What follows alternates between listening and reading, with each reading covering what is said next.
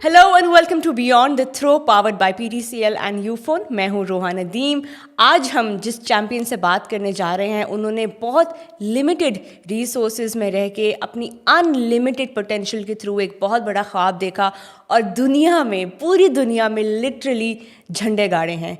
मियां चन्नू से इनका ताल्लुक़ है और इनकी कहानी हम इनकी ज़ुबानी सुनेंगे। मैं बात कर रही हूँ अरशद नदीम की, who is once again on his pursuit to the Olympics to win a medal for Pakistan. अस्सलाम वालेकुम Arshad, welcome to beyond the throw. सबसे पहले तो आपको बहुत बहुत मुबारक हो कि आपने पेरिस ओलंपिक्स के लिए क्वालिफाई भी किया है और अब आप वहाँ पे पाकिस्तान को रिप्रेजेंट भी कर रहे हैं एक बार फिर। कैसा फील कर रहे हैं और तैयारी के बारे में क्या बताएंगे? Thank you very much. अल्हम्दुलिल्लाह बड़ा अच्छा फील कर रहा हूँ। और अगर देखा जाए तो अभी तैयारी माशाल्लाह स्टार्ट की, क्योंकि मुझे पीछे इंजरी हुई थी नी की, तो उसको अल्हम्दुलिल्लाह कवर किया है। तो अभी माशाल्लाह जो तैयारी है वो बड़ी अच्छी जा रही है। और आपने इतने बड़े इवेंट के लिए अगर मैं आपसे पूछूं कि प्रेपरेशन का क्या तरीका होता है, क्योंकि ये कोई छोटी मोटा कोई स्टेज तो है नहीं, ओलंपिक्स हैं, इसकी सालों की तैयारी होती है, प्रेपरेशन होती है। अगर आप इसको समराइज़ करें कि कैसे आपने इतने बड़े इवेंट के लिए तैयारी की? आज बिल्कुल जैसा कि 4 साल बाद ओलंपिक्स होती है, जैसे कि टोक्यो ओलंपिक्स हुई थी 2020 में, उस वक्त कोविड भी आ गया था और फिर उन्होंने मजबूरन जो है वो 2021 में टोक्यो ओलंपिक्स हुई थी। तो इसी तरह 2024 में पेरिस में ओलंपिक्स हो रही है। तो उसके लिए जैसे अनाउंसमेंट होती है तो उसी तरह फिर अपना जो एथलीट्स हैं वो अपनी तैयारी स्टार्ट कर देते हैं। क्राइटेरिया क्या होता है किसी एथलीट का कि वो ओलंपिक में क्वालिफाई करे? हर स्पोर्ट का कोई अलग होता है, जैवलिन का क्या है? आज बिल्कुल हर गेम्स का, और जैसे कि एथलेटिक्स में बहुत सारे इवेंट्स हैं और इसमें मैं अपनी बात करूंगा कि उन्होंने एक टारगेट दिया होता है कि आपने ये ओलंपिक्स के लिए डायरेक्ट क्वालिफाई करना है। तो मेरा जो था वो 85 मीटर था। 85 मीटर की थ्रो? जी ठीक है। तो वो अल्हम्दुलिल्लाह मैंने पीछे वर्ल्ड एथलेटिक चैम्पियनशिप हुई थी हंगरी बुडापेस्ट में, वहाँ पे मैंने ये डायरेक्ट क्वालिफाई किया था। वहाँ पे मैंने थ्रो की थी 87.82। तो वहाँ पे अल्हम्दुलिल्लाह मैंने सिल्वर जीता था और मैंने पेरिस ओलंपिक्स के लिए डायरेक्ट क्वालिफाई किया था। अच्छा, हम सबको आपकी जर्नी के बारे में, जो आपको फॉलो कर रहे हैं, जब आपने मेडल जीता, कॉमनवेल्थ का रिकॉर्ड आपने बनाया गोल्ड मेडल में, वहाँ से लोगों ने आपको फॉलो करना शुरू किया। आपका नाम पाकिस्तान में तो सब जानते ही थे, बट एक इंटरनेशनल स्टेज पे जब आपने पाकिस्तान को रिप्रेजेंट किया, वो गोल्ड मेडल जीता, वो जो विजुअल्स थे, जब आपको पता लग गया कि now I have made a record, 90 meters का बैरियर आपने क्रॉस किया, साउथ एशिया में पहले एथलीट जिन्होंने ये एजाज़ हासिल किया, उसके बाद गोल्ड जीता, और गोल्ड जीतने के बाद वो जो मनाजिर थे जो हम टीवी पे देख रहे थे, उसके पीछे की जो कहानी होती है, जो स्ट्रगल होती है, या जो एक पूरी जर्नी एक एथलीट कवर करता है उस स्टेज तक, वो बहुत कम लोगों को पता है, क्योंकि वो आपसे बेहतर कोई नहीं जानता है। लेकिन आपके बारे में एक और बात है जो शायद ज़्यादा लोग ना जानते हो, कि जैवलिन में आने से पहले आपने क्रिकेट से शुरू किया था। ये कैसे, आपने ट्रांजिशन कैसे किया from being a cricketer to becoming a javelin thrower? आज बिल्कुल मैंने ऑल पंजाब जो है मैंने क्रिकेट खेली और माशाल्लाह मेरी ये बड़ी अच्छी गेम थी क्रिकेट की। एज ए मैं बॉलिंग करता था, तो बस क्रिकेट खेलते खेलते फिर एथलेटिक्स में आया। वो इस तरह आया कि बड़े भाई जो थे मेरे, वो एथलेटिक्स की गेम करते थे, तो उन्होंने कहा कि यार आप इतनी मेहनत करते हो, तो अक्सर जैसे कि आप टीम की तरफ से जाते हो तो उसमें मेरी अल्हम्दुलिल्लाह जो है वो ज़्यादा वर्क होता था, तो हम अक्सर मैच जो आसानी से जीत जाते थे। और जिस दिन मैं उस टीम में नहीं होता था तो मेरे ख्याल में वो जो मैच था वो अक्सर हम हार भी जाते थे। तो इसी तरह बड़े भाई थे, उन्होंने कहा कि यार आप छोड़ें क्रिकेट और आप ऐसी गेम करें जिसमें आप माशाल्लाह, जैसे क्रिकेट में बड़ी आप जान लगाते हो, जैसे बॉलिंग भी करते हो, ऑलराउंडर था मैं, तो आप एथलेटिक्स में आ जाएं, क्योंकि बड़े भाई तकरीबन यही कह लें आप। तो भाई कहते थे कि यार आप एथलेटिक्स में आए, क्योंकि वो भी यही गेम करते थे। बड़े भाई थे वो शॉट पुट की करते थे, और अच्छा। छोटे भाई जो थे वो जैवलिन थ्रो करते थे। इसमें काफ़ी इवेंट्स होते हैं एथलेटिक्स में। तो फिर मैं क्रिकेट छोड़ के फिर मैं एथलेटिक्स में आया। ये 2012 की बात है, जब मैं अपना क्रिकेट छोड़ के एथलेटिक्स में आया। तो स्कूल लेवल से मैंने स्टार्ट की, मेरे ख्याल में 6ठी 7वीं क्लास में था जब मैंने ये एथलेटिक्स की गेम स्टार्ट की। खेला मतलब आपने सब कुछ है, लेकिन फाइनली जैवलिन थ्रो के स्पोर्ट में जो है वो आपको लगा कि नहीं, यहाँ तो कोई चक्कर है, यहाँ तो मैं बहुत बहुत बेहतरीन प्लेयर बन नहीं, अगर सकता हूँ। देखा जाए तो एथलेटिक्स में भी मैं माशाल्लाह मैंने तकरीबन 8-10 इवेंट्स किए हैं, जिसमें आप समझ लें कि जैवलिन थ्रो तो मेरा मेन ही था, और इसके साथ साथ मैंने शॉट पुट भी किया है, डिस्कस थ्रो भी किया है, हैमर थ्रो की, और इनके साथ साथ मैंने लॉन्ग जंप, ट्रिपल जंप, अच्छा, वाह। हाई जंप और 100-200 मैंने रेस भागी हुई है, रिले रेस भी मैंने भागी हुई है, और मैं बेस्ट एथलीट रहा हूँ ज़िले लेवल पे, सॉरी डिवीज़न लेवल पे। अच्छा अच्छा।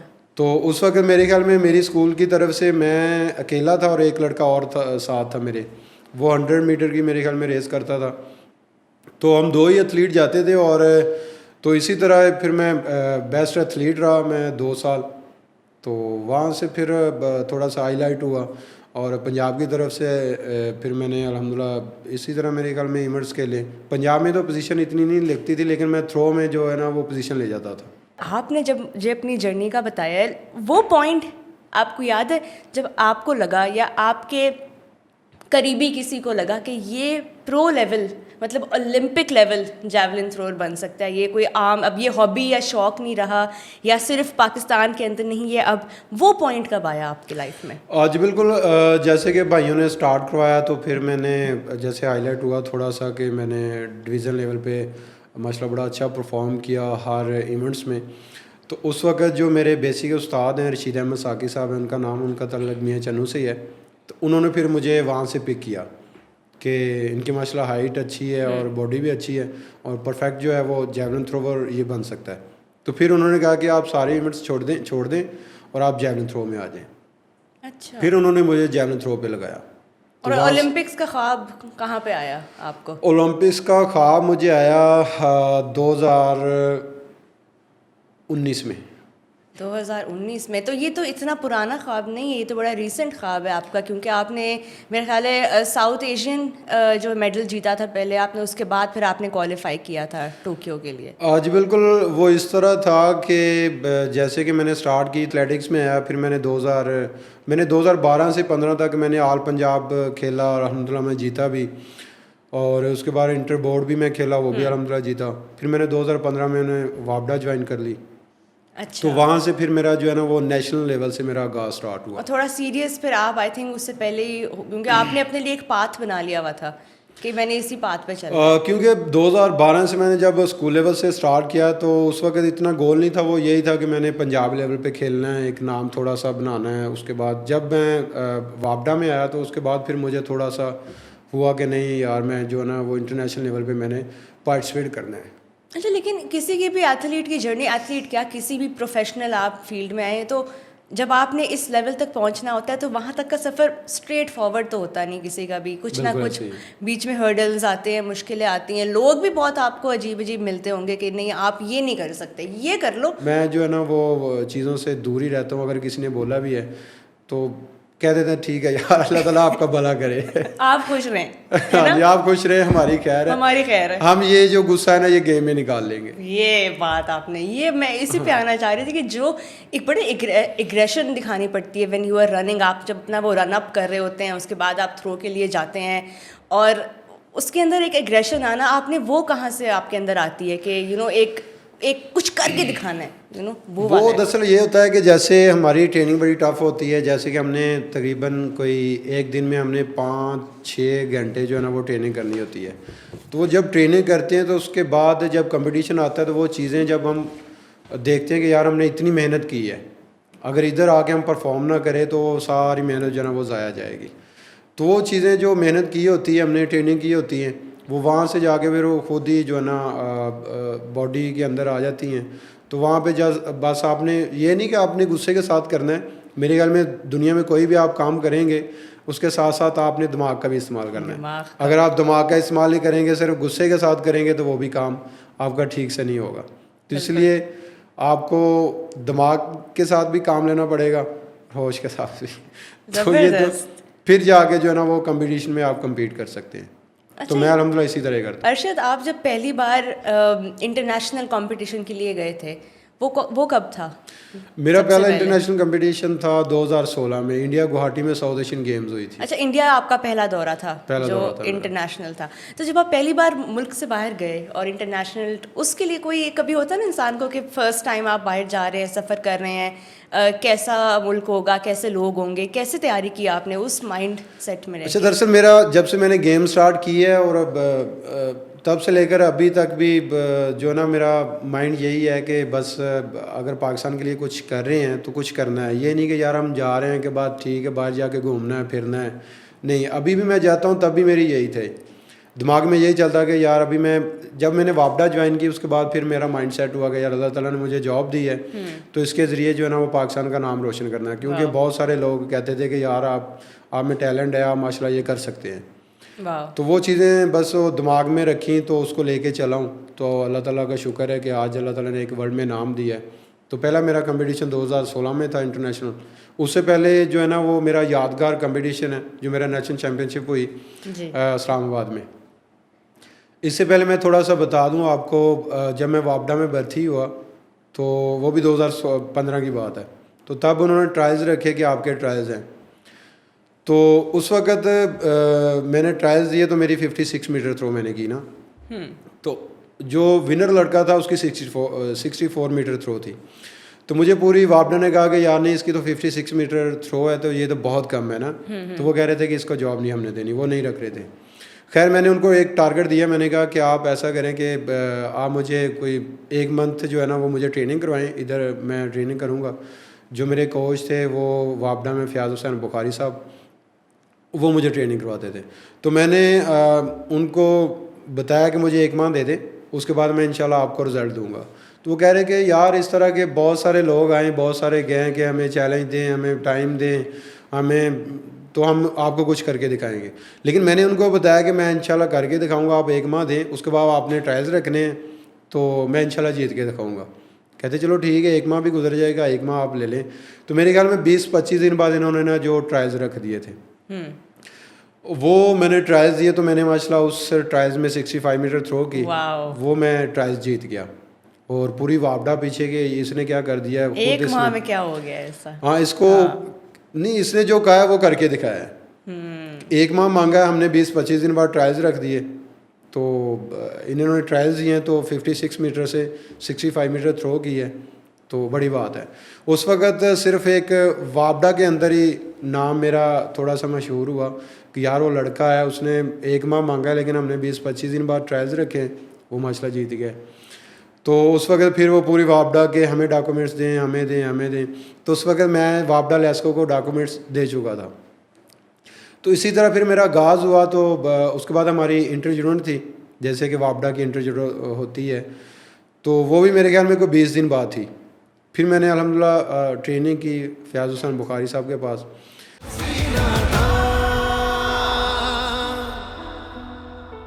तो ट्रेनिंग में कोच मुझे जिस तरह की भी ट्रेनिंग करवाई, मैंने कभी उस कोच साहब को ये नहीं कहा कि सर ये आप गलत करवा रहे हैं, ये सही करवा रहे हैं। मैंने उनको फॉलो करना होता है। तो जब कंपटीशन आ जाता है फिर कोच को मैं कह देता हूँ कि अभी आप सर देखना है, जब मैं गलत करूँगा फिर आपने बताना है, अगर सही कर रहा हूँ तो फिर आपने नहीं बताना। कहते ठीक है। तो फिर वो ट्रायल्स इसीलिए मैं 65 मीटर करके वो जीत गया था। तो सेम वैसे ही हुआ।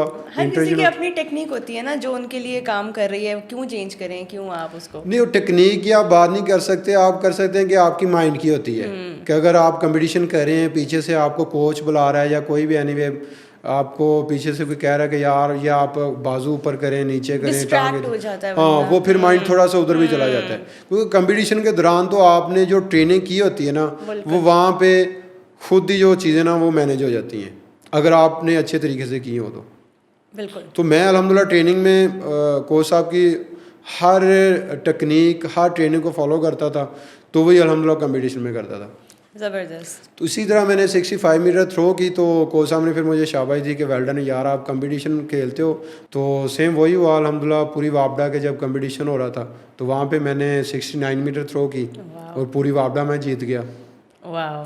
उसके बाद फिर मैं तकरीबन जैसे कि पाकिस्तान में जितने भी सरकारी अदारे हैं उनको पता चला गया कि यार पाकिस्तान में एक थ्रोवर आया है, वो 2 माह के नदीम है कोई, ये कौन है ये? 2 माह के अंदर अंदर इसने 69 मीटर थ्रो कर दी है और उसने कहा है कि मुझे टाइम दे। उसने टाइम मांगा है, उसने मेहनत की है और जो उसने टाइम मांगा है, जो उसने कहा है वो उसने करके दिखाया है। बिल्कुल। तो वहाँ पे फिर अल्हम्दुलिल्लाह मैं थोड़ा सा हाईलाइट हुआ।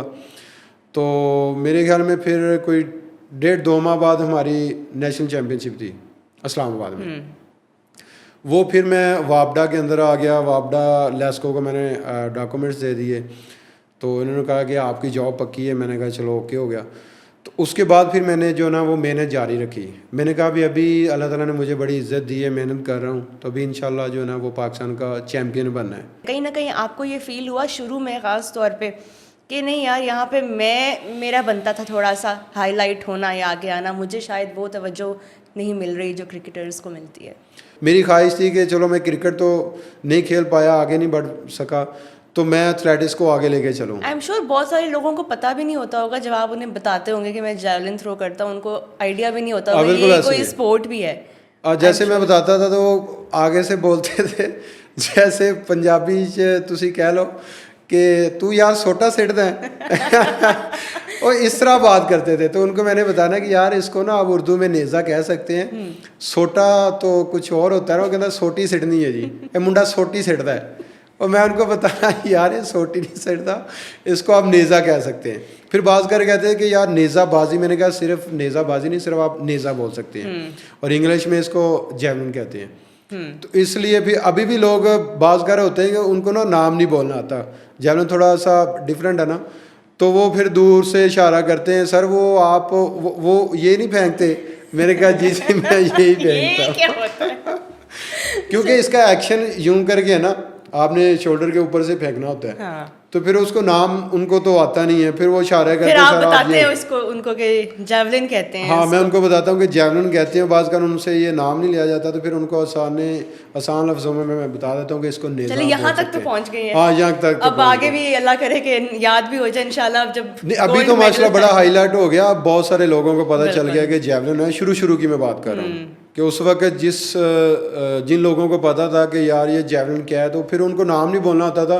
फिर वो इशारे से कहते थे कि सर आप वही हैं, क्योंकि उन्होंने मुझे पहचाना। तो फिर वो कहते थे कि यार ये वही है। बात कर कहते थे ये वो नहीं है। तो जब वो बैठे थे तो कहते चलो हम पूछ लेते हैं कौन सा, ये हम खा जाएंगे। तो जब पूछते थे उन्होंने इशारा करना, सर आप वही हैं। मैंने कहा हाँ मैं वही हूँ तो इस तरह जो है ना हाँ, मैं वो वही हूँ। लोगों को पता चला कि ये जैवलिन थ्रो क्या है। कभी आपको किसी और प्लेयर के साथ किसी ने कंफ्यूज कर दिया कि अच्छा ये आप वो तो नहीं है, कोई क्रिकेटर हो गया या कोई? अक्सर अभी मैं आउट ऑफ कंट्री में जाता हूँ तो जो गोरे हैं वो मुझे पहचानते कि ये जैवलिन थ्रोवर है। तो बस उसी से अभी अल्लाह का शुक्र है कि अभी हर बंदे को पता है, अभी हर बंदा पहचानता है। ज़बरदस्त। नहीं ये बात आपकी बहुत खूबसूरत बात है कि आहिस्ता आहिस्ता पहचान भी बन रही है, ना सिर्फ आपकी पहचान बल्कि ये जो स्पोर्ट है जिसको आपने इतनी खूबसूरती से ना सिर्फ पाकिस्तान में बल्कि पूरी दुनिया में इसकी प्रमोशन के लिए जो आप काम कर रहे हो, पाकिस्तान में ख़ास तौर पे बहुत सारे लोगों को नहीं पता। और जो यंग जो बच्चे हैं जो ट्राई करना चाह रहे हैं, जिनका क्रिकेट में शौक़ नहीं है या जो किसी और स्पोर्ट में ट्राई करना चाह रहे हैं, उनके लिए भी एक ये न्यू चीज़ है। तो आपको ही देखेंगे, फॉलो करेंगे और आपकी जर्नी से बहुत इंस्पिरेशन मेरा ख्याल है वो लेंगे। और अब आप क्योंकि ओलंपिक्स भी जा रहे हैं और आपने अपनी तैयारी की बात की, तो अब तो खैर आपके लिए बड़ा रूटीन हो गई है ये कि आपने अगले कंपटीशन की तैयारी करनी है। अब आप पेरिस जा रहे हैं, फ्रेंच वगैरह सीखी है कोई, या बस वहाँ जाके भी ज़रा गूगल करेंगे? नहीं अगर इस चीज़ों में आप पढ़ जाएँ तो मेरे ख्याल में आप फिर गेम से थोड़ा सा पीछे हो जाएंगे। मैं जब भी अल्हम्दुलिल्लाह कंपटीशन के लिए गया हूँ इंटरनेशनल, चाहे वो नेशनल हो चाहे वो हमारे पाकिस्तान में वापडा का हो, तो मेरा फोकस पूरा गेम पे होता है। अच्छा वहाँ जाके, क्योंकि पेरिस में तो वहाँ पे तो ज़बान, इवन जब आप टोक्यो गए थे वहाँ पे भी आपको लैंग्वेज का तो बड़ा प्रॉब्लम हुआ होगा। लैंग्वेज का इंग्लिश काफ़ी तो हर कोई नहीं प्रॉब्लम, बोलता। हाँ बिल्कुल ऐसे लैंग्वेज का काफ़ी प्रॉब्लम बनता है।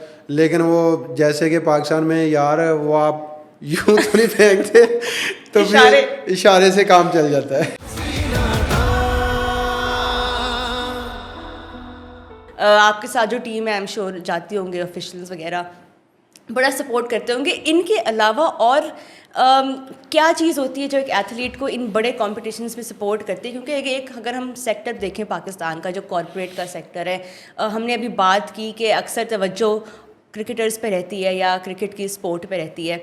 आपको एज एन एथलीट कितना सपोर्ट मिला है कॉरपोरेट सेक्टर, ख़ास तौर पे पीटीसीएल और यूफोन जब आपको सपोर्ट कर रहे हैं, आपका ये प्रोजेक्ट और ये आपका ये ख्वाब, बल्कि आपका तो नहीं, हम सारे पूरे मुल्क का ख्वाब है बिल्कुल ये ऐसे कि ही। पाकिस्तान को गोल्ड मेडल मिले और आप वापस आएँ, और इसके ऊपर क्या कहेंगे? कॉरपोरेट सपोर्ट कितना इंपॉर्टेंट है एक एथलीट के लिए? आज बिल्कुल जैसे कि जैसे आप बार बार क्रिकेट की बात कर रहे हैं, तो मेरे ख्याल में पूरे पाकिस्तान में हर सिटी जो बिग सिटी है उसमें क्रिकेट का एक अलग सा ग्राउंड है। या तो इसी तरह एथलेटिक्स है, एथलेटिक्स में मेरे ख्याल में पूरे पाकिस्तान में अभी तक एक प्रॉपर कोई ग्राउंड नहीं है। जैसे कि अभी पंजाब स्टेडियम है, वहाँ पे फुटबॉल भी खेल रहे हैं, कबड्डी भी खेल रहे हैं, तो वहाँ पे हर गेम ही हो रही है, तो बड़ी प्रॉब्लम बनती है। तो मेरे ख्याल में इस तरह की जो है ना वो एथलेटिक्स, जैसे अल्लाह ताला ने मुझे इज़्ज़त दी है और मेरे पीछे और भी जो है यूथ है या नौजवान है वो भी इस गेम में आए हैं और आगे भी बढ़ रहे हैं। अभी एक दो लड़के गए भी इंटरनेशनल खेल के भी हैं जैवलिन थ्रो में। पहले तो मेरे ख्याल में एक लड़का ही बड़ी मुश्किल से जाता था इंटरनेशनल खेलने। तो अभी अल्लाह ताला का शुक्र है, अल्लाह ताला ने मुझे इज़्ज़त दी है, तो बहुत सारे जो लोग हैं वो इस फील्ड में आए हैं और आगे भी बढ़ रहे हैं। तो मेरे ख्याल में इस तरह की फैसिलिटी जो है ना वो पाकिस्तान में होनी चाहिए, ताकि एथलेटिक्स है, इसमें बहुत सारे इवेंट्स हैं, तो हम एशिया लेवल पे जो है ना वो परफॉर्म कर सकते हैं अगर हमारे पास एक प्रॉपर जो है वो ग्राउंड एथलेटिक्स का जो है ना वो प्रॉपर एक अलग ग्राउंड बन जाए। तो और ये स्पॉन्सरशिप कितनी ज़रूरी है? जैसे कि स्पॉन्सर है, क्रिकेट को हर प्लेयर को स्पॉन्सर करें हैं, तो इसमें मैं पीटीसीएल यूफोन का मैं शुक्रिया अदा करूँगा जिन्होंने मुझे स्पॉन्सर किया है। तो इससे प्लेयर्स की बड़ी हौसला अफजाई होती है। तो इस तरह के जो है ना वो स्पॉन्सर होने चाहिए, ताकि जो गेम्स हैं जैसे पेरिस ओलंपिक्स हो रही है उसमें मैंने जाना है अल्हम्दुलिल्लाह। इंशाल्लाह मेरी तैयारी बड़ी अच्छी चल रही है, तो होप भी है कि इंशाल्लाह अगर मैं अपनी बेस्ट करता हूँ तो अल्लाह ताला हमें इंशाल्लाह ज़रूर इज़्ज़त देगा। तो जैसे पीटीसीएल यूफोन ने मुझे स्पॉन्सर किया है, तो इस तरह के जितने भी हमारे स्पॉन्सर हैं, जैसे क्रिकेट को स्पॉन्सर किया जाता है, इस तरह दूसरी गेम में एथलेटिक्स की बात नहीं करूँगा, क्रिकेट के अलावा हमारी बहुत सारी गेम्स हैं, जैसे हॉकी है, फुटबॉल है, एथलेटिक्स आ जाती है, और भी बहुत सारी गेम्स हैं, उनको भी इस तरह स्पॉन्सर करना चाहिए, ताकि हमारे पाकिस्तान में टैलेंट की कमी नहीं है। बिल्कुल नहीं है। तो ये स्पॉन्सर करेंगे तो ये प्लेयर्स के लिए हौसला अफजाई होती है, तो उसको फिर और भी शौक़ होता है कि यार मुझे फ़लानी कंपनी ने जो है ना वो स्पॉन्सर किया है, तो मैं और भी मेहनत करूँ।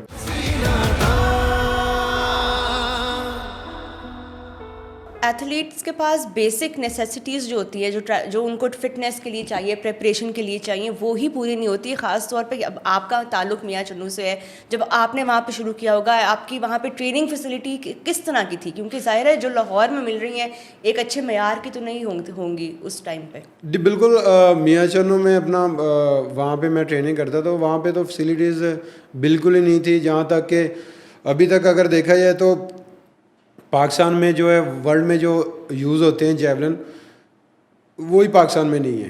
वो जो एथलीट जिनकी हम बात कर रहे हैं, जो इन छोटे शहरों से आ रहे हैं, वो कैसे ट्रेनिंग करेंगे, कैसे वो अपने आप को उस लेवल का बनाएंगे? क्योंकि दुनिया में जब आप भी compete करते हैं, आप देखते हैं इंटरनेशनल एथलीट्स हैं वो उस स्टेज तक पहुँचे हैं, लेकिन उनको जो सपोर्ट ग्रास रूट लेवल से मिला हुआ है, सपोर्ट मिला है, उनको रिसोर्सेज मिले हैं, उनको ट्रेनिंग इक्विपमेंट मिली है, उनको वो सब चीज़ें मिली हैं, और और आपने इन सब के बगैर वो मुकाम हासिल किया है। और उस टाइम पे भी जब आपने गोल्ड मेडल लिया, सारे मीडिया पे और सोशल मीडिया पे ख़ास तौर पे यही बात हो रही थी कि इन्होंने ये किया कैसे।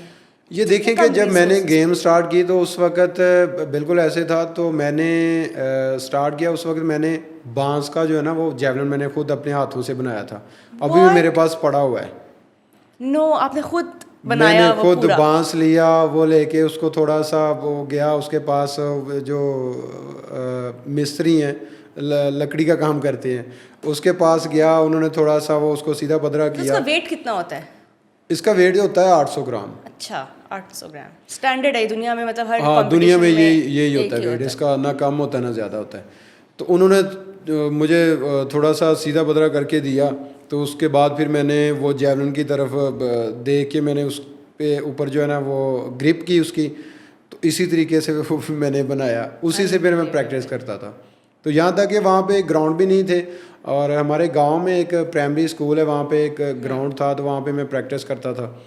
तो इसी तरह उस वक्त मुझे आप समझ लें कि ऐसे है कि वार्म अप भी मुझे नहीं करना आता था, बस आया हूँ ग्राउंड में 1-2 चक्कर लगाए हैं, थोड़े से हाथ पाँव मारे हैं, तो जैवलिन पकड़ के मैं फेंक देता था, क्योंकि कोच नहीं था उस वक्त, और चीज़ें भी नहीं थी कि अगर कोच होता, चीज़ें होती तो मैं उस वक्त सीखता।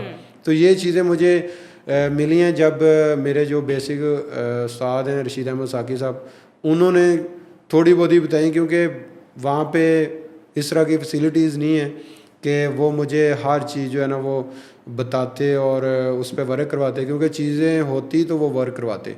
तो मेरे ख्याल में अभी तक भी जो है ना वो हमें प्रॉपर चीज़ें नहीं मिली। जैसे कि आप पाकिस्तान में लगा लेंगे एथलेटिक्स का ग्राउंड ही नहीं है, या और इसके साथ साथ आपको जैसे कि वेट लिफ्टर जो जिम करते हैं, हमारा भी वो ट्रेनिंग का एक हिस्सा है, हमने भी वो करनी होती है। इसमें फिर आप मेडिसिन बॉल करना, फिर आपने स्पीड वर्क करना है, आपने फिर हडल जंप करने हैं, खाड़े में जंप करने हैं, पूरी एक तैयारी लगती है, पूरा तैयारी एक लगती है। उसका एक तरीकाकार होता है जो आपने फॉलो करना होता है। और वही बात है कि आपने भी वो तब करना शुरू किया जब आपको पता लगा कि ये सब रिक्वायरमेंट है, वरना तो एक यंग जैसे लेवल जैसे पे बताना चीज़ें ही। मुझे मिलती गई उसी हिसाब से मैं उस पर वर्क करता गया, कोच मुझे वर्क करवाते गए, तो उसी के साथ साथ करते गया। तो अभी भी चीज़ें बहुत सारी हैं जो प्रॉपर जो है वो जैसे कि अभी वर्ल्ड लेवल पे मैं परफॉर्म कर रहा हूँ, तो वो चीज़ें अभी तक भी जो है ना वो नहीं मिल रही। स्मूथ नहीं हुआ प्रोसेस, हाँ। लेकिन अब एक पाथ पे आप एटलीस्ट चल गए हैं, अब तवज्जो आपकी तरफ है और स्पोर्ट की तरफ है, एथलेटिक्स की तरफ है। हमने अभी वही बात की, कॉर्पोरेट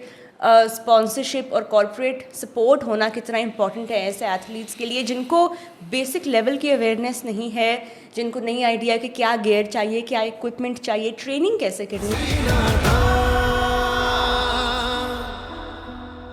डाइट जो कि एक बहुत बड़ा पार्ट है आप एक एथलीट के लाइफस्टाइल का, उसके बारे में भी एथलीट्स को यंग एज में नहीं पता होता क्या खाना चाहिए, क्या नहीं खाना चाहिए। इस पे भी दुनिया में आपने जितना अब एक्सपीरियंस अब आपका है, आपने कैसे अपनी डाइट को मेंटेन किया हुआ है अभी तक, क्या खाते हैं एक एवरेज दिन में, मुझे बताएं आप क्या बिल्कुल, खाते हैं? अगर देखा जाए तो मेरी टोटली जो डाइट है, क्योंकि मैं एक छोटे से गांव से हूँ, तो मेरी टोटली डाइट देसी है। देसी मुर्गी है वो मैं खाता हूँ क्योंकि वो देसी है, देसी अंडा हो गया, देसी घी हो गया, इस तरह की जितनी भी चीज़ें देसी हैं वो अल्हम्दुलिल्लाह मैं डाइट में जो है शामिल करता हूँ। तो बिल्कुल प्योर आपकी डाइट है, उसमें कोई मिलावट और कोई इस तरह की नहीं, कोई चीज़ ऐसी नहीं होती। कोई मिलावट नहीं है। तो आपका नाश्ता क्या होता है? नाश्ता सुबह यही आप समझ लें कि सुबह अपना मैंने रोटी खानी है, 7 सालन है, अच्छा, और साथ अगर लस्सी हो जाए तो बेस्ट हो जाएगा। बेस्ट हो जाएगा। उसके बाद ट्रेनिंग हो जाती है लस्सी पीने के बाद? नहीं, हमने ये देखें कि जैसे अभी हमने करनी है 9:30 बजे ट्रेनिंग करनी है, तो हमने अर्ली मॉर्निंग जल्दी उठ के हमने जो है ना वो नाश्ता करना है। जैसे कि 7:30 से पहले पहले हमने नाश्ता कर लेना है। तो उसी तरीके से करना ना कि हमारी 9:30 बजे ट्रेनिंग है, तो थोड़ी सी भूख रख के हमने नाश्ता कर लेना है कि ट्रेनिंग के बाद फिर पेट भर के खा लेंगे, क्योंकि सुबह का भी हमने नाश्ता कम करना होता है, और वही जो है ट्रेनिंग के बाद फिर 12 साढ़े 12 बजे ट्रेनिंग ख़त्म होती है, तो 1:30-2 बजे हमने खाना खाना है, उसके बाद हमने रेस्ट करनी है। शाम को खाने लंच में आपका क्या लंच में यही सेम, preference है? क्या सेम जैसे चीज़ कि खाते हैं? सेम का मतलब है कि अगर सुबह मैंने सब्जी खाई है तो दोपहर को मैं मटन खा लूँगा, बीफ खा लूँगा, ठीक है। उसके साथ रोटी होगी, साथ सैलड होगा। तो घर में कौन बनाता है खाना आपके लिए, क्योंकि आपका नमक मिर्च भी थोड़ा कम रहता कम होगा, कम करता तेल और ये सब चीज़ें? क्योंकि वो तो उनको पता चल ही जाता है कि जैसे अगर मैंने 2 दिन के लिए घर जाना है तो उनको पता है कि आम ट्रेनिंग में इन्होंने देसी चीज़ें खानी है, तो उन्होंने मटन या बीफ है या फिर आपने सब्जी कोई बना ली, और उसके साथ साथ सुबह को नाश्ते में अगर घर हूँ तो मैंने लस्सी लाजमी भी नहीं होती है। अपनी डाइट के बारे में बता रहे थे, तो एक और मेरा सवाल ये है, क्योंकि हम पाकिस्तान में रहते हैं, यहाँ पे इतने मज़े मज़े के खाने मिलते हैं, बाहर निकलो स्ट्रीट फूड इतने मज़े, कोई ऐसी चीज़ है जो आपने गिव अप कर दी हो अब, क्योंकि अब आप इतने प्रोफेशनल लेवल पे आ गए हैं, पहले आप बहुत शौकीन होते हैं और अब आप कहते हैं यार अब ये नहीं मैं खा सकता? मेरी स्वीट डिश है वो दूध की जो खीर है वो मुझे बड़ी पसंद है। अच्छा, उसको मैं बड़ा ज़्यादा मिस करता हूँ। अब तो खैर अब नहीं आप लेते या कभी कभी आप ले लेते नहीं, अभी कभी कभी लेता हूँ, क्योंकि गेम में जब से आया हूँ तब से मैंने डाइट का काफ़ी कंट्रोल किया है, क्योंकि आपने अगर ज़्यादा भी खा लिया है तो फिर आपसे ट्रेनिंग नहीं होगी। बिल्कुल। और जब आप टूर पे होते हैं, बाहर होते हैं, तब क्या खाते हैं? वहाँ पे जाके बड़ी बड़ी मुश्किल होती है मुझे, है ना? बहुत ज़्यादा मुश्किल होती है। तो वहाँ पे भी मैं कोशिश करता हूँ कि जो मुझे चीज़ पसंद है वो मैं खा के अपना पेट भर लूँ।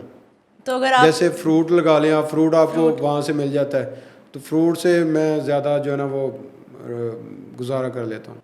कोच साहब ने कहा कि यार अभी ना थोड़ी थोड़ी चीज़ें जो ना आपके अपने साथ जो ना मैनेज करो, आपको खानी पड़ेंगी, ऐसे तो आप भूखे मर जाओगे। तो बात कर फिर कभी एक बार कोई वो भी मटन या बीफ का कोई बर्गर है वो मैं खा लेता हूँ ठीक है, कभी कभी तो कभी कभार, जब चल मजबूरी जाता है। मजबूरी में। मजबूरी में चलें। आप तो क्योंकि आप पेरिस जा रहे हैं तो होपफुली वहाँ पे आपको अच्छा खाना थोड़ा बहुत ना मिला तो वहाँ पे ना वो बड़ी अच्छी बनती है, उनकी ब्रेड्स बड़ी अच्छी होती हैं। थोड़ा बात तो मोटापा फिर हो जाए ब्रेड पे आ गई है। थोड़ा करना पड़ेगा, लेकिन नहीं, खुराक जो है, डाइट जो है नहीं, वो आप देखें बड़ी कि ज़रूरी आपकी होती है। इतनी टफ ट्रेनिंग होती है तो उसके साथ आपको अगर डाइट नहीं मिलेगी तो आपको वीकनेस की जो है ना वो कमी महसूस होगी। तो ट्रेनिंग के साथ साथ आपको डाइट अच्छी लेनी चाहिए। अच्छा, कोई आपके साथ जो बाकी एथलीट्स compete करते हैं इंटरनेशनल लेवल पे, नीरज चोपड़ा हो गए, पीटरसन हो गए जिनकी आप अभी बात बता रहे थे हमें, और भी इंटरनेशनल लेवल पे जो जैवलिन थ्रोअर्स हैं या कोई भी एथलेटिक्स के जो एथलीट्स हैं, उनकी डाइट्स कभी आपने देखी हैं कि वो क्या कंज्यूम कर रहे होते हैं, क्या खा रहे होते हैं? दरअसल एक हमारा विलेज होता है, जैसे अभी हम जा रहे हैं तो ओलंपिक्स विलेज होगा, उसमें सारे एथलीट्स हैं, हर गेम्स का जो है ना वो वहाँ पे एथलीट्स आया होता है, तो उन्होंने वहाँ पे ही रहना होता है।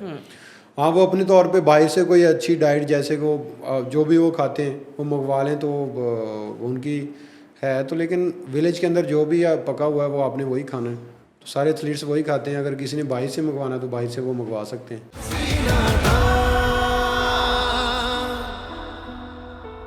अच्छा, दोस्ती आपकी किसके साथ है, किस एथलीट के साथ? हम सब देखते हैं आपके क्लिप्स आते हैं नीरज चोपड़ा के साथ, बड़ा अच्छा एक ब्रदरली बॉन्ड आप दोनों शेयर करते हैं, वो भी अक्सर अपने इंटरव्यूज़ में आपकी बात करते हैं। नीरज के साथ कैसे दोस्ती आपकी हुई? मेरा पहला कंपटीशन हुआ था 2016 में, इंडिया गुवाहाटी में ही हुआ था। तो तब भी वो अपना साउथ एशियन गेम में गोल्ड हुआ था, तो तब मैं ब्रॉन्ज मेडल जीता था। तो तब से हमारी बस आप समझ लें कि वहाँ पे दुआसलामी हुई थी हमारी। उसके बाद फिर हमने हर कंपटीशन में एक दूसरा का सामना करना, तो वहाँ से फिर बातचीत हुई तो दोस्ती होगी हमारी।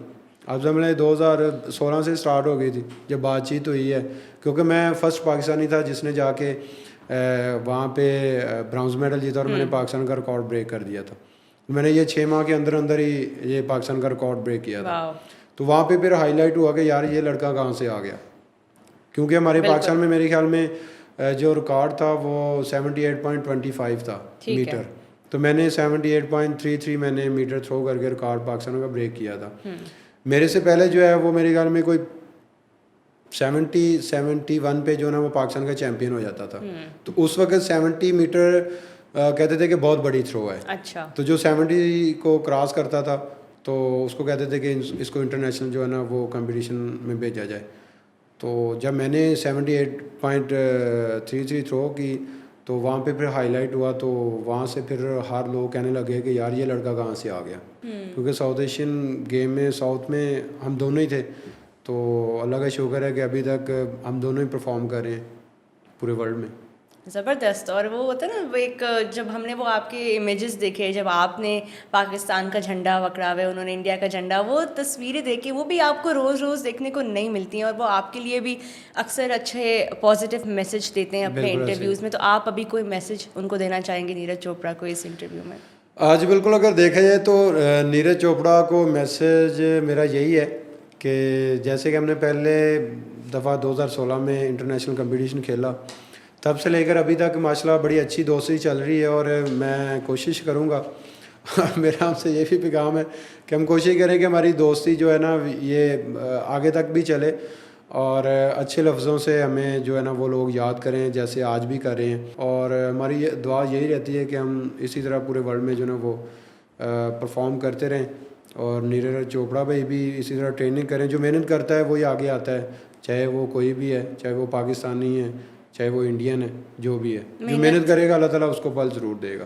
तो अल्हम्दुलिल्लाह हम मेहनत कर रहे हैं तो अल्लाह ताला उसका हम फल दे रहा है, तो इंशाल्लाह देता रहेगा। ज़बरदस्त।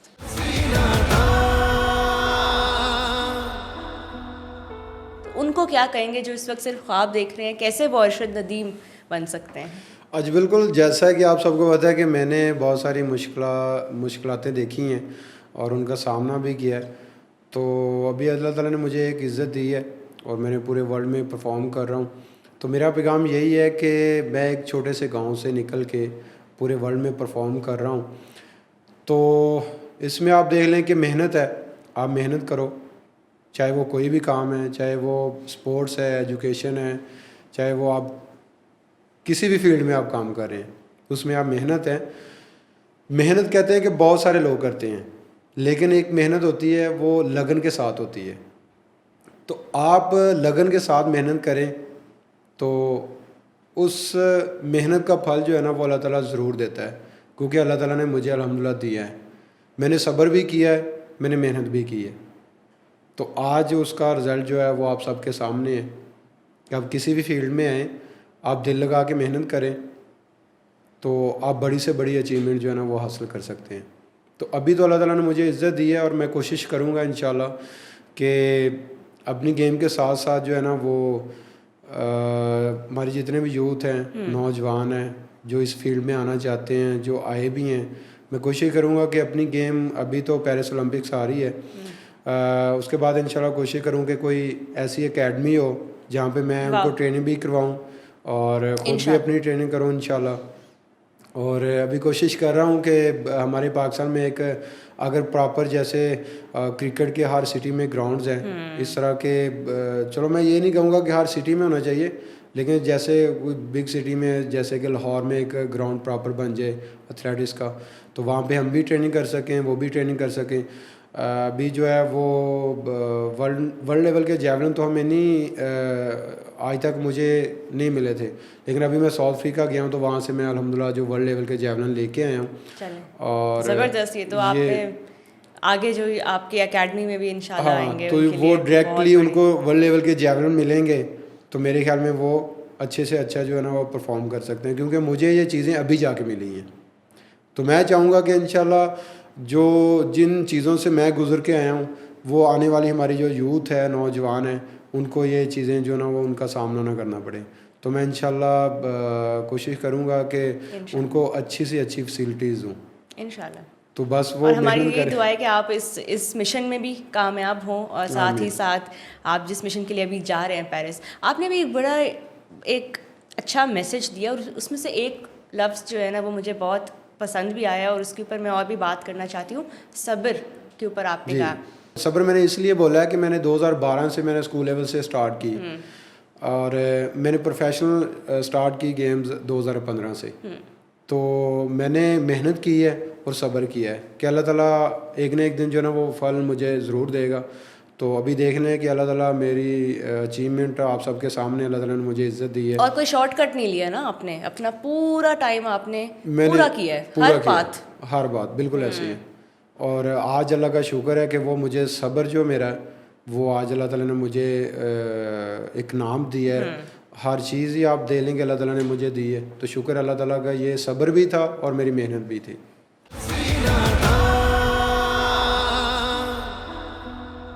अब क्योंकि हम आपके आगे आने वाला जो आपका पेरिस ओलंपिक्स का ख्वाब है, जो कि हम सब का ख्वाब है, आपके साथ हम देख रहे हैं और आपके साथ खड़े हुए हैं, उसके लिए भी wish you the best of luck. But उसके बाद आगे आपने अपनी एकेडमी का ख्वाब भी हमारे साथ शेयर किया है, तो उसके लिए भी बहुत शुक्रिया कि आपने हमसे शेयर भी किया है और अल्लाह मियां आपको इसमें कामयाब भी करे। और मज़ीद आपका लॉन्ग टर्म का क्या प्लान है? अगर आप इस स्पोर्ट की बात करें पाकिस्तान में, इसको आप कैसे किस तरीके से मज़ीद, अगर हम कॉरपोरेट सपोर्ट की बात करें, क्योंकि ये भी बड़ा ज़रूरी है, एक अकेला इंसान कुछ नहीं कर सकता, साथ मिल के लोग अगर हाथ जो है उसमें शामिल होंगे। और कॉरपोरेट की अगर हम बात करें, आपकी जर्नी में भी कॉरपोरेट का बहुत बड़ा रोल अब रहा है, आपको सपोर्ट मिल रहा है। PTCL and Ufone are bringing together this dream of Arshad Nadeem and trying to make it possible for him. आगे सब कुछ आपके हाथ में, अल्लाह मियां के हाथ में, उनको कामयाब करे। But this support is so important. आपका लॉन्ग टर्म में अरशद क्या इरादा है इस एथलेटिक्स को लेके? देखेंगे इसमें अगर ज़्यादा जो चीज़ें ज़्यादा जो मैटर करता है वो कोच है। अगर आपके साथ कोच खड़ा है, जैसे आप दिल लगा के मेहनत कर रहे हो, इसमें अगर देखा जाए तो टोक्यो ओलंपिक्स के बाद मेरी जितनी भी बड़ी अचीवमेंट है वो टोक्यो ओलंपिक्स के बाद है। तो मेरे ख्याल में अगर इन चीज़ों का मैं क्रेडिट दूं तो वो मेरे जो कोच हैं वो सलमान इकबाल भट्ट साहब हैं। उन्होंने अल्हम्दुलिल्लाह दिन रात मुझे मेहनत करवाई, वो अभी भी अल्हम्दुलिल्लाह करवा रहे हैं। अल्लाह पाक उनको सेहत दे, तंदुरुस्ती दे, और मेरे ख्याल में अपने बच्चों से बढ़कर उन्होंने मेरी परवरिश की है। मैं उनसे मिली हुई, उनकी पर्सनालिटी भी माशाल्लाह बड़े पैशनेट पर्सनालिटी के वो नहीं मालिक हैं। माशाल्लाह बहुत अच्छे हैं। और जब मैं लेकिन पहले कभी कोई डांट वांट पड़ी हो और कोई नहीं, नाराजगी हो गई डांट तो हो? पड़ती रहती है। जो आपके टीचर होते हैं उनसे आपको डांट तो पड़ती है, लेकिन मैं कोशिश करता हूँ कि किस बात पे सबसे ज़्यादा आपको डिसिप्लिन करते हैं वो मुझे हर लिहाज से करते हैं। अब समझ लें कि जैसे कि अभी उन्होंने टाइम दिया कि 9 बजे आपने पहुंचना है, हाँ। तो मैंने 5-10 मिनट पहले पहुंच जाना है कि ज़बरदस्त। यार ये ट्रेनिंग का टाइम है, आपने लेट नहीं होना। लेट नहीं होना। शुरू में थोड़ा सा हुआ था कि वो कहते हैं कि चीज़ों को मैनेज करके चलना पड़ता है कि ये कोच साहब जो है ना वो किस तरीके से हैं। मैं कोशिश करता हूँ कि उनको कोई भी गलती का मौका ना दूँ, और जब इंसान है गलती हो भी जाती है तो वो मुझे इग्नोर कर देते हैं। साथ छोटा भाई है मेरा वो ट्रेनिंग करता है, उसको डांट देते हैं, तो मैं समझ जाता हूँ मुझे बोल रहे हैं। बड़ा ज़रूरी है ना एक अंडरस्टैंडिंग आपके कोच, क्योंकि आपने कितना वक्त उनके साथ गुजारना है, आपने उनके साथ ट्रैवल करना है, ट्रेन करना है, और फिर आपने उनको जवाब देना है जब आप फील्ड पे भी होंगे, वहाँ पे भी आपने क्योंकि मेहनत उनकी भी बहुत है आपके पीछे। और अगर देखा जाए तो कोच की ज़्यादा मेहनत होती है, क्योंकि वो ऊपर खड़े हुए ट्रेनिंग करवा रहे हैं, हमने तो एक करनी होती है ट्रेनिंग। एथलीट की भी बड़ी मेहनत होती है, लेकिन बहुत सारी चीज़ें होती हैं उनको हैंडल करना पड़ता है उनको, जैसे कि मीडिया है, जैसे कि इसके अलावा बहुत सारी चीज़ें हैं, लोग आ रहे हैं जा रहे हैं, तो उनको हैंडल भी करना पड़ता है, साथ साथ हमें ट्रेनिंग भी करवानी पड़ती है।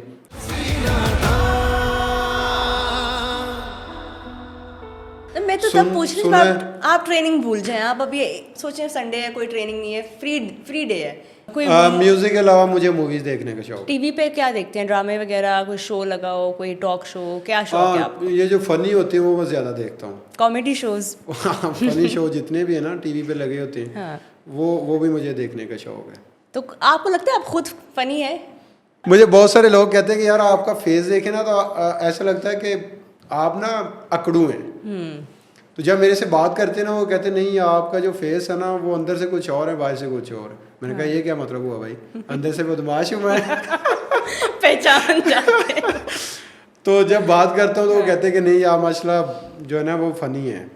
मेरे पास बच्चा भी है तो मैंने उसको भी इज्जत दी है। ज़बरदस्त, ब्यूटीफुल, अल्हम्दुलिल्लाह। एंड आपकी पर्सनालिटी, आपसे भी जब भी मुलाकात हुई है तो हमेशा एक फ्रेंडली और अप्रोचेबल, और कोई भी वो जो भी आपने बात बिल्कुल, की आप ना, ऐसे कह लें कि जिसको भी मैं मिलता हूँ वो तो कहते हैं कि यार उसके साथ मैं 10 मिनट बैठ जाऊँ ना तो कहेंगे यार हम ऐसे लग रहे हैं कि जैसे हम बचपन से हम एक दूसरे के दोस्त हैं। ज़रूरी नहीं कि आपको अल्लाह ताला ने एक फेम दिया है तो उसके ज़रिए ही आपको दुनिया जान रही है, नहीं। सबसे पहले आप में इंसानियत होनी चाहिए, उसके बाद दूसरी चीज़ें। अगर आप में इंसानियत नहीं है तो फिर आप गेम करते हो 10 साल करोगे, 15 साल करोगे, उसके बाद कहोगे कि लोग कहेंगे कि यार स्पोर्ट्समैन बहुत अच्छा था लेकिन इंसान अच्छा नहीं था। तो मेरे ख्याल में वो उनका जो फेम लेना वो मेरे ख्याल में सारा ज़ाया हो जाएगा। स्पोर्ट्समैन बहुत अच्छा था, फनी भी था। हाँ, फनी भी था है ना, कि यार ज़रूरी है। स्पोर्ट्समैन था, फनी बहुत ज़्यादा था, झुकते उगते आती थी थोड़ी बहुत। कि अपने अंदर वो चीज़ें नहीं रखता था और हर बंदे को बड़े अच्छे तरीके से मिलता था, और कभी कभी छोटी मोटी जो जोक है वो मार लेता था।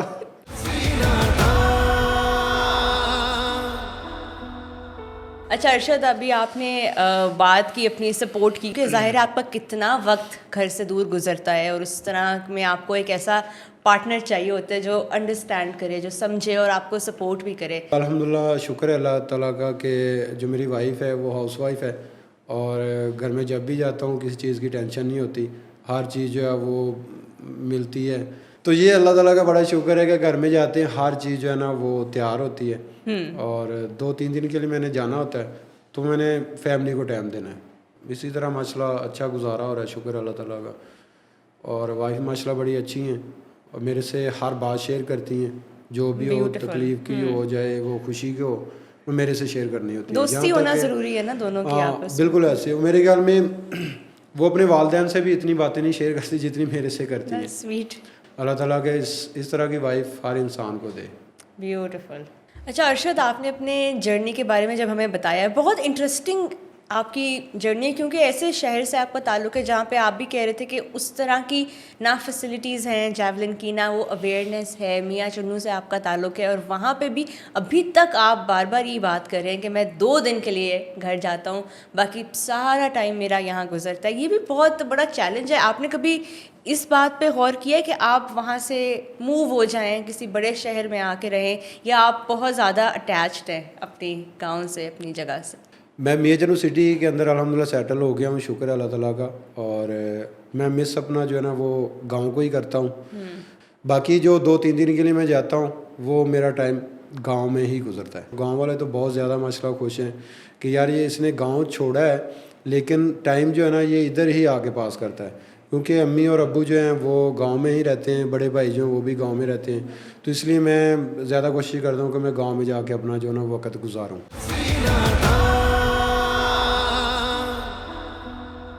चले अरशद, आपने अपना वक्त निकाला, बहुत शुक्रिया उसके लिए। बिफोर वी रैप अप, क्या मैसेज देंगे आप पाकिस्तान की आवाम को, क्योंकि अब आप ओलंपिक्स के मिशन पे जा रहे हैं, तो अगर आप उनको कैमरा में देख के एक मैसेज दे सकें, क्योंकि एक बहुत बड़ा ख्वाब है जो हम सब आपके साथ देख रहे हैं, तो before you depart on your next mission क्या कहना चाहेंगे? जी बिल्कुल, मेरा पूरे पाकिस्तानी कौम को यही पैगाम है कि 4 साल से आप भी इंतज़ार कर रहे थे और मैं भी कर रहा था, और इंतज़ार के साथ साथ मैंने अल्हम्दुलिल्लाह बहुत मेहनत की है। मेरे जो कोच हैं सलमान इकबाल भट्ट साहब, उन्होंने बड़ी मेहनत करवाई है, तो अभी हमारी जो तैयारी है वो अल्हम्दुलिल्लाह जारी है। तो अल्लाह का शुक्र है, अभी मैं अल्हम्दुलिल्लाह मुकम्मल तौर पे फ़िट हूँ। तो मेरे लिए मज़ीद दुआ करें ताकि हमने जो 4 साल का इंतज़ार किया है वो वक़्त आ गया है। बस अभी जो मैंने मेहनत की है उसका अल्लाह ताला हमें फल दे और वहाँ पे मैं अच्छा परफॉर्म करूँ।